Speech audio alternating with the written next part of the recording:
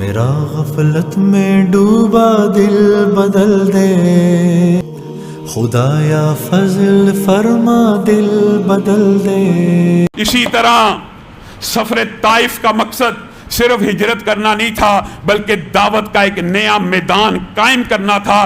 رسول اللہ صلی اللہ علیہ وسلم مکی زندگی میں ہمیشہ ان میدانوں کے اوپر غور کرتے رہے، حبشہ کے اوپر، طائف کے اوپر، مدینہ کے اوپر، کہ میں کہاں پہ جا کے ایک اسلامی ریاست، ایک دعوت اور دین کا ایک مرکز قائم کر سکتا ہوں۔ اسی سوچ اور فکر کے تحت آپ نے طائف کا سفر اختیار کیا۔ میرے اور آپ کے جیسا کوئی ہوتا، چچا فوت ہو گیا ہے، بیوی فوت ہو گئی ہے، کچھ دن ریسٹ کرنا چاہیے، کچھ سوچنا چاہیے، نہیں، کھڑے ہو گئے۔ اور اللہ کی قسم یہ جو سفر طائف ہے، یہ عظیمت کی، قربانیوں کی ان منٹ داستان ہے۔ آج صرف کہنے والا، آپ سننے والے بھی، میں اپنی بات کرتا ہوں، چلے آج کلمہ پڑا ہوا ہے اور رسول اللہ صلی اللہ علیہ وسلم کی تھوڑی سی نوکری کرتے ہیں، اللہ کی تھوڑی سی نوکری کرنے کی کوشش کرتے ہیں، جہاں جاتے ہیں لوگ پھولوں سے استقبال کرتے ہیں، پلکوں کو بچھاتے ہیں، دلوں کو فراخ کرتے ہیں، زندہ باد کے نعرے لگاتے ہیں۔ اور وہ رسول جب خود طائف میں گیا ہے اور جا کر وہاں پہ گفت و شنید کی ہے، عجیب منظر کائنات نے دیکھا، لوفر، لچے اور لفنگوں کو بنو ثقیف نے اور بعد میں بنو ثقیف کا، انہوں نے رسول اللہ کے پیچھے لگا دیا، پتھر مارے جائیں۔ آج اس رسول کے کلمہ گو ہمارا استقبال پھولوں سے ہو، اور وہ نبی جس کا کلمہ پڑھا ہے ہم نے، اس کا استقبال پتھروں سے ہو رہا ہے، کنکریوں سے ہو رہا ہے، برا بلا کہا جا رہا ہے، گالیاں دی جا رہی ہیں۔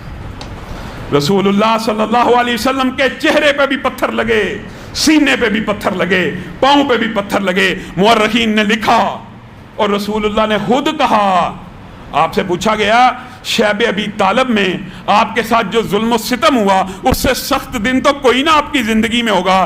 رسول اللہ نے کہا اس سے بھی سخت دن میری زندگی میں آیا تھا جب میرا چہرہ بھی لہو رنگ تھا، سینہ بھی لہو رنگ تھا، کپڑے بھی لہو رنگ تھے، ایڑیاں بھی لہو رنگ تھی، اور میری ایڑیاں خون سے اس طرح بھری ہوئی تھی کہ میرے جوتوں کے ساتھ چپکی چلی جا رہی تھی۔ اس وقت میں بڑی تکلیف محسوس کرتا تھا، میں بڑی آزمائش محسوس کرتا تھا۔ یہ رسول اللہ کی زندگی کے 10ویں سال پہلا دن ہے جب رسول اللہ صلی اللہ علیہ وسلم کی زبان سے ایک لفظ نکلا، انما اشکو الیک۔ یہ وہی لفظ ہے جو سابقہ انبیاء نے کہا تھا، انما اشکو بسی وحزنی۔ یہی الفاظ آج رسول اللہ کی زبان پہ بھی آ گئے، لیکن جو اگلے الفاظ ہیں اس میں یہ کہا، اللہ میں تجھ سے شکایت کرتا ہوں، بات یہاں تک ہوتی تو آپ کہتے رسول اللہ نے بھی شکایت کر دی۔ اگلی بات کیا کی، اللہ میں کمزور ہوں، میں شکایت کرتا ہوں مجھے طاقت دے۔ اللہ میرے جسم اور بدن میں آج قوت نہیں رہی، اتنے پتھر پڑ چکے ہیں کہ میں کھڑا رہ سکوں۔ اللہ شکوہ کیا کر رہے ہیں، اللہ مجھے قوت دے کہ میں مزید آزمائشیں اور ابتلائیں سہ سکوں، اللہ مجھے یہ قوت دے۔ اور پھر آخر میں جو دعا پڑی آج بھی مسلمانوں کے لیے، میرے اور آپ کے لیے ہے، لا حول ولا قوت الا باللہ۔ رسول اللہ نے یہ دعا مجھے آپ کو عنایت کر دی۔ جب کبھی انسان اس قسم کی مشکل میں پھنس جائے کہ زبان سے شکوہ نکلنے لگے، یا رب سے ناراضگی کا اندیشہ ہونا لگے، یا رب سے بندہ چاہے پیار سے کسی بھی طرح رب کے سامنے دل میں یہ بات آئے کہ رب تو مجھے دیکھ رہا ہے، رسول اللہ نے یہ نہیں کہا جب کبھی ایسا موقع آ جائے آپ نے اور میں نے بھی کیا پڑھنا ہے، لا حول ولا قوت الا باللہ۔ ہر چیز اللہ کی مرضی سے ہوتی ہے، ہر چیز پہ اللہ کی طاقت ہے، اللہ کی مرضی کے بغیر ایک پتہ بھی نہیں گر سکتا۔ آپ کے دل کو قرار آئے گا، اور رسول اللہ صلی اللہ علیہ وسلم نے جب یہ پڑھا ان کے دل کو بھی قرار آ گیا۔ رسول اللہ صلی اللہ علیہ وسلم نے کہا، ابھی میں یہ پڑھ ہی رہا تھا، رسول اللہ بھی اس وقت اللہ کی بارگاہ میں گر گئے، اللہ سے باتیں کی، اللہ سے فریاد کی۔ جب گر گئے اللہ رب العزت کی رحمت کو بھی جوش آیا، اللہ کی غیرت کو کیسا جلال آیا۔ اللہ کی قسم محدثین نے یہ باب لکھا ہے، کہ حضرت نوح چاہے 900 برس تبلیغ کرتے رہے، ڈٹے رہے، انہوں نے تو کہہ دیا ربی انی دعوت قومی لیلا و نہارا، اللہ 900 برس دن رات ان کو بلایا، یہ جو 80-82 ہیں ان کے علاوہ کوئی ایمان لے کے نہیں آیا، ربی لا تذر علی الارض من الکافرین دیارا انک ان تذرہم یضلوا عبادک۔ حضرت نوح کہہ اٹھے، محدثین نے اس باب کو رقم کیا رسول اللہ کی کفیات کے ساتھ۔ نوح نے پھر اللہ سے کیا دعا کی؟ بد دعا مانگ لی بالآخر، کیا کہا ربی لا تذر علی الارض من الکافرین دیارا، اللہ 900 برس تیرا نبی گالیاں سہتا رہا، پتھر کھاتا رہا، ان کو پکارتا رہا دن رات صبح و شام، یہ غافل ایسے بدبخت ہیں ایمان ہی نہیں لے کے آتے، اللہ اب تیرا نبی یہ دعا کرنے لگا ہے روئے زمین کے اوپر کوئی کافر ان 82-83 کے علاوہ زندہ نہ رہے، اور اللہ بھی اپنے نبیوں کی لاج رکھتا ہے۔ بتائیے نوح کی اس بددعا کی وجہ سے صرف عرب میں، صرف جہاں پہ نوح رہتے تھے وہاں پر عذاب آیا؟ نہیں، اللہ نے نوح کی بددعا ایسی پوری کی، آسٹریلیا سے لے کے امریکہ تک زمین کا، دھرتی کا کوئی کونا ایسا نہیں چھوڑا جس کے اوپر سیلاب نہ آیا ہو، اور زمین کے اوپر سے ہر کافر کو، ہر انسان کو مار دیا گیا سوائے ان 83 افراد کے۔ یہاں پہ محدثین نے ایک باب باندھا، موازنہ کیا، کمپیریزن کیا، کہا رسول اللہ صلی اللہ علیہ وسلم اگرچہ 900 سال نہیں تھا بلایا، لیکن تکلیفیں اور آزمائشیں، ابی طالب پچھلے جمعے میں آپ کے سامنے ہجرتوں کے اسباب، ہجرت حبشہ وغیرہ، یہاں پہ اتنی تکلیف میں ہیں، اتنی اذیت میں ہیں، آسمان سے اللہ نے مالک الجبال کو جبریل امین کے ساتھ نازل کر دیا۔ سوال کیجئے اے محمد صلی اللہ علیہ وسلم، اللہ نے پہاڑوں کا فرشتہ میرے ساتھ نازل کیا ہے، آج آپ نے اللہ کے سامنے کچھ الفاظ ایسے کہے ہیں، رب کہتا ہے محمد سے جا کے پوچھئے، حکم دیا جائے کفار کو پہاڑوں کے درمیان پیس کے رکھ دیا جائے اور آپ کے کلیجے کو ٹھنڈا کر دیا جائے۔ محمد الرسول اللہ صلی اللہ علیہ وسلم قربان جائیں اس نبی کی استقامت اور صبر کے اوپر۔ کیا کہتے ہیں؟ اللہم اہدی قومی فإنہم لا یعلمون۔ اے جبریل، میں رب سے ان کے اوپر عذاب کی دعا نہیں کرتا، میں تو یہ چاہتا ہوں ان میں سے، ان کی نسلوں میں سے ایسے بچے پیدا ہوں جو کہیں اشہد ان لا الہ الا اللہ واشہد ان محمدن عبدہ ورسولہ۔ میں یہ چاہتا ہوں اے اللہ میری قوم کو ہدایت دے دے، یہ مجھے پہچانتے نہیں ہیں، اگر پہچان جاتے تو ایمان لے آتے۔ اس وقت جبریل کے دل کے اوپر بھی پتہ نہیں کیا گزری ہوگی کہ فرشتہ عذاب کا اتر چکا ہے۔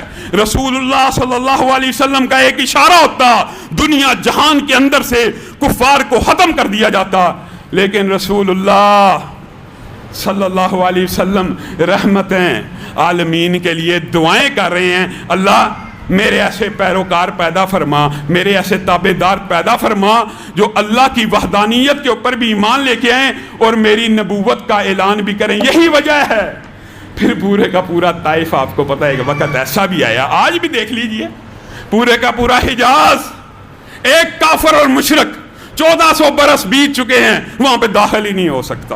کیسے ایمان کا، کیسی دعا کا نتیجہ ہے۔ رسول اللہ صلی اللہ علیہ وسلم وہاں سے نکلے ہیں، عتبہ اور شیبہ کے باغ میں آ کے پناہ لی، انہوں نے اس وقت ترس کھایا، انگور کا خوشہ عداس نصرانی نے پیش کیا۔ یہ وہ عظیم الشان صحابی ہیں کہ جنہوں نے کس بات کے اوپر اسلام قبول کیا؟ سنیے کس بات کے اوپر؟ رسول اللہ صلی اللہ علیہ وسلم انگور کا ہوشہ کھانے لگے تو کہتے ہیں بسم اللہ، میں اللہ کے نام کے ساتھ کھاتا ہوں۔ عداس نصرانی، اور بعد نے اس کو اداس بھی کہا، عداس نصرانی کہنے لگا یہ آپ نے کیا نام لیا ہے؟ کہا اس رب کا جس نے مجھے یہ خوراک دی، جس نے مجھے یہ کھانا دیا، میں اسی کے نام کے ساتھ کھاؤں گا۔ آپ اللہ کو ماننے والے؟ عیسائی تھا، اللہ کو ماننے والا تھا۔ تو کہاں گئے؟ میں نے آج تک ایسا کلام نہیں سنا اس علاقے میں۔ تو کہاں گئے؟ میں نینوا کا رہنے والا ہوں۔ نبی کریم نے کہا سلام ہو یونس کے اوپر، وہ بھی نینوا کے رہنے والے تھے۔ آپ یونس کو کیسے جانتے ہیں؟ وہ میرا بھائی تھا، وہ بھی نبی ہے اور میں بھی نبی ہوں۔ عداس کہتا ہے اگر آپ یہاں بیٹھے بیٹھے نینوا کے یونس کو جانتے ہیں اور کھانے سے پہلے بسم اللہ پڑھتے ہیں، لائیے اپنا ہاتھ آگے بڑھائیے، میں آپ کے ہاتھ کے اوپر اسلام کو قبول کرنا چاہتا ہوں۔ عتبہ اور ربیعہ کہنے لگے او بے وقوف، کیا ہو گیا تجھے؟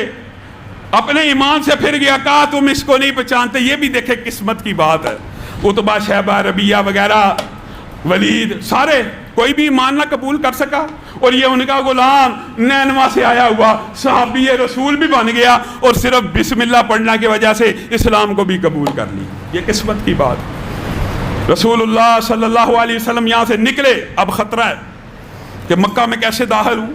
مکہ سے تو نکل آیا ہوں، مکہ میں تو اطلاع پہنچ گئی ہے کہ رسول اللہ طائف گئے ہیں اور مکہ کے لوگ مشتعل ہیں کہ یہ طائف میں ایک ریاست قائم کرنا چاہتا ہے، طائف والے ہمارے حلیف ہیں۔ یہ ایک لمبا چوڑا سیرت کا باب ہے، جو تفصیلات پڑھنا چاہے وہ سیرت کے اس باب کو دیکھے کہ رسول اللہ صلی اللہ علیہ وسلم نے طائف کا انتخاب کیوں کیا تھا۔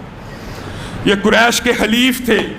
اب رسول اللہ صلی اللہ علیہ وسلم نے اخنس کو پیغام بھیجا مجھے پناہ دیں، سہیل بن عمر کو بھی پیغام بھیجا مجھے پناہ دے، دونوں نے انکار کر دیا اپنے نمائندے کو۔ اور یہ رسول اللہ صلی اللہ علیہ وسلم کے ساتھ اس سفر میں جناب زید تھے، ان کا بھی ایک عظیم الشان کردار ہے، انشاءاللہ وقت آیا ان کی سیرت کے حوالے سے بھی گفتگو کریں گے۔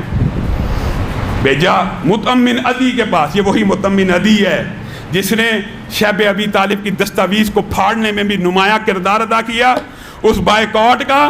اور رسول اللہ صلی اللہ علیہ وسلم کی فطرت اور نیچر یاد رکھیے، رسول اللہ صلی اللہ علیہ وسلم نے کفار میں سے جن چند لوگوں کا احترام اور عزت برقرار رکھی ہے ان میں سے ایک مطعم بن عدی بھی شامل ہیں۔ وجہ کیا ہے؟ وجوہات یہ ہیں کہ مطعم بن عدی کو پیغام بھیجا، اس نے اپنے بچوں کو، اپنے جوانوں کو رسول اللہ کی حفاظت کے لیے بھیجا۔ رسول اللہ خانہ کعبہ آئے، 2 رکعت نفل کو ادا کیا، گھر تک چھوڑ کے آئے۔ مطعم بن عدی خانہ کعبہ میں کھڑا ہوا، قریش کو کہنے لگا سن لو، میں نے محمد بن عبداللہ، ایمان تو نہیں تھا لایا، محمد بن عبداللہ صلی اللہ علیہ وسلم کو پناہ دی ہے، خبردار کوئی میری پناہ نہ توڑے۔ اسی وجہ سے آپ کو یاد ہوگا انشاءاللہ جب بدر کی بات آئے گی، ایک صرف یاد دہانی کے لیے رسول اللہ صلی اللہ علیہ وسلم نے بدر کے قیدیوں کو دیکھ کے کیا کہا تھا؟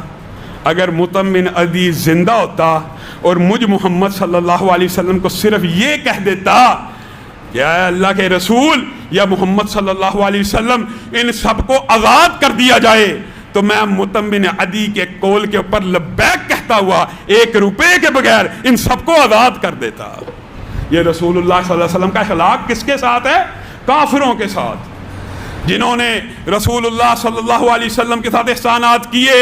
اور حسان بن ثابت نے مطعم بن عدی کی شان میں قصیدہ کہا، لیکن قصیدے کے جو الفاظ ہیں نا، اس کے ایک جملے کے اوپر آپ نے ذرا غور کرنا ہے تاکہ ایمان اور ہدایت کہیں دلوں سے نکل نہ جائے۔ کہا عزت والا، بزرگی والا، احترام والا قریش مکہ میں اگر کوئی تھا تو مطعم بن عدی تھا، اور اگر عزت، بزرگی، احسان، احترام اور نبی کریم صلی اللہ علیہ وسلم کی دفاع کی وجہ سے جہنم سے کوئی بچ جاتا تو مطعم بن عدی بچتا، لیکن نہیں بچے گا، کیونکہ اقرار نہیں کیا توحید کا، رسالت کا اقرار نہ کیا جائے تو اللہ تعالیٰ اس کے ایمان کو قبول نہیں کرتا۔